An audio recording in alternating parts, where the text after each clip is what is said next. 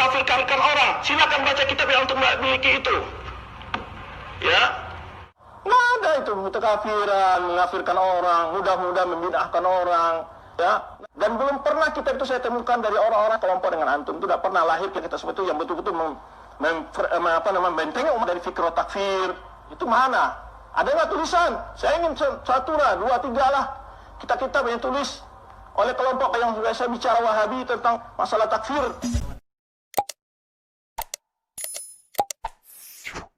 Apakah Wahabi tidak mengkafirkan kaum muslimin?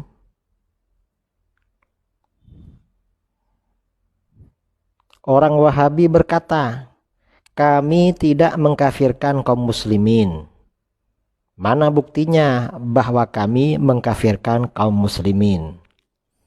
Ini buktinya bahwa kaum Wahabi benar-benar mengkafirkan kaum muslimin di luar golongannya.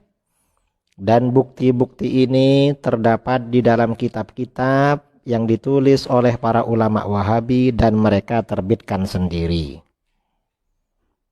Menurut Wahabi, pengikut tarekat Sufi lebih kafir daripada orang-orang Yahudi dan Majusi.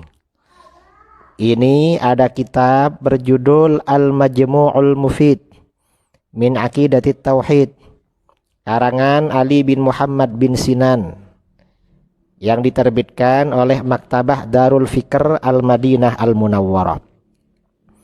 Dalam kitab ini halaman 102,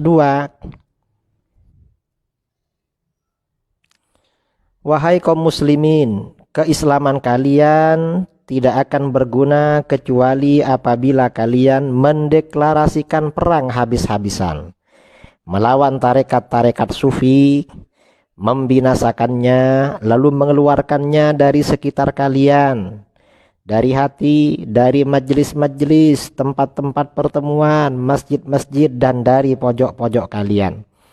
Perangilah kaum sufi itu sebelum kalian memerangi Yahudi, karena tarekat sufi itu adalah ruh ajaran Yahudi dan ajaran Majusi. Wahabi juga mengkafirkan umat Islam di Syam, di Irak, di Mesir, di Amman, di Yaman, dan lain-lain. Dalam kitab Fathul Majid, Syarah Kitab Tauhid, karangan Abdurrahman bin Hasan Al-Syekh, dalam kitab ini disebutkan bahwa Wahabi mengkafirkan penduduk Mesir dengan menyembah Al-Badawi, penduduk Irak dan Amman dengan menyembah Abdul Qadir Al-Jailani, penduduk Syam dengan menyembah Ibnu Arabi, dan lain-lain. Tentu itu adalah kedustaan orang-orang Wahabi. Wahabi juga mengkafirkan pengikut mazhab 4. Dalam kitab Ad-Dinul Khalis, karangan ulama Wahabi dari India, Muhammad Siddiq Hasan Al-Kinnauji Al-Bukhari, pada juz 1. Dalam kitab ini, juz 1 diterangkan halaman 140 bahwa taklid kepada mazhab-mazhab yang ada itu termasuk syirik. Ini berarti mensyirikkan, mengkafirkan umat Islam yang taklid kepada mazhab 4. Wahabi juga mengkafirkan para ulama fuqaha, para ulama ahli fikih, dan para pelajar fikih. Dalam kitab Ad-Durarus Saniyah yang tebalnya 12 jilid, kitab ini merupakan himpunan tulisan-tulisan pendiri Wahabi dan ulama-ulama periode awal Wahabi.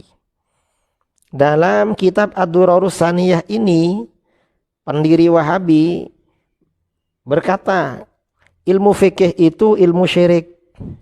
Para ulama ahli fikih itu adalah setan-setan, manusia, dan jin.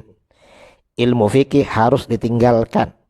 Ini Ad-Durarus Saniyah juz 2 halaman 59. Wahabi mengkafirkan dirinya sendiri, mengkafirkan guru-gurunya dan seluruh umat Islam.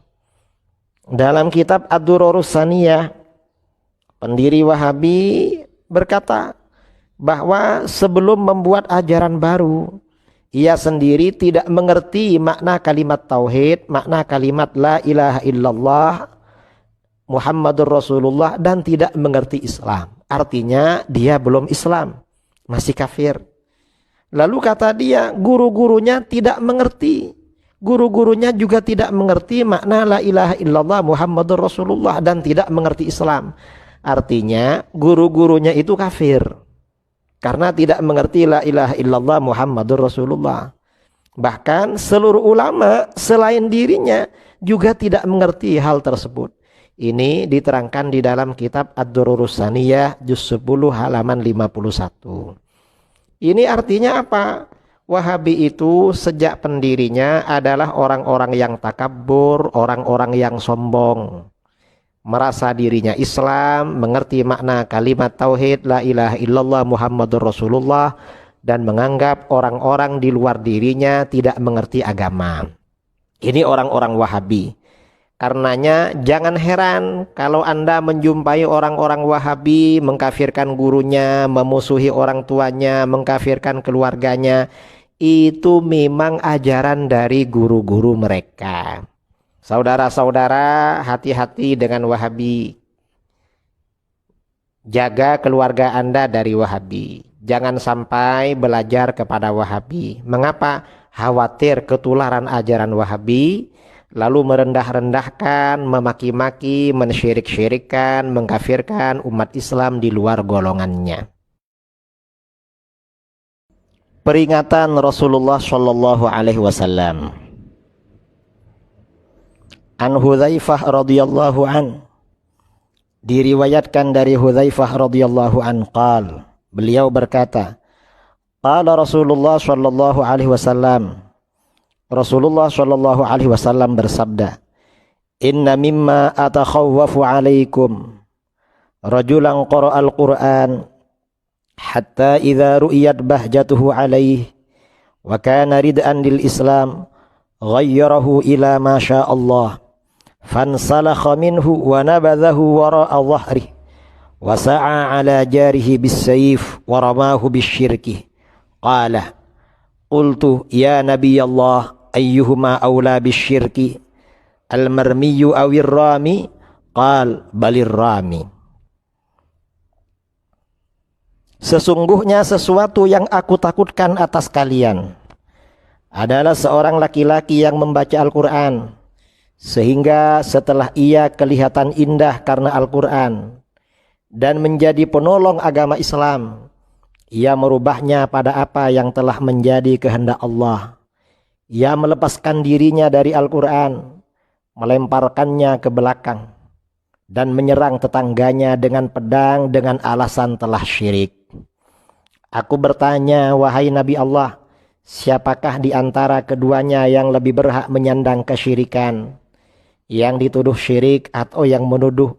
Beliau baginda SAW menjawab, justru orang yang menuduh syirik yang lebih berhak menyandang kesyirikan. Hadis ini riwayat Imam Abu Ya'la Al-Bazzar dan disahihkan oleh Imam Ibnu Hibban. Al-Hafidh Al-Haythami berkata dalam Majma'uz Zawaid, sanad hadis ini bernilai hasan.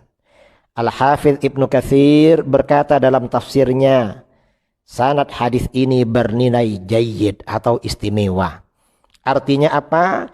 Ini peringatan agar kita menjauhi, berhati-hati dengan orang-orang yang gampang menuduh syirik, kelompok yang kecanduan mengkafirkan orang dan kecanduan mensyirikkan orang.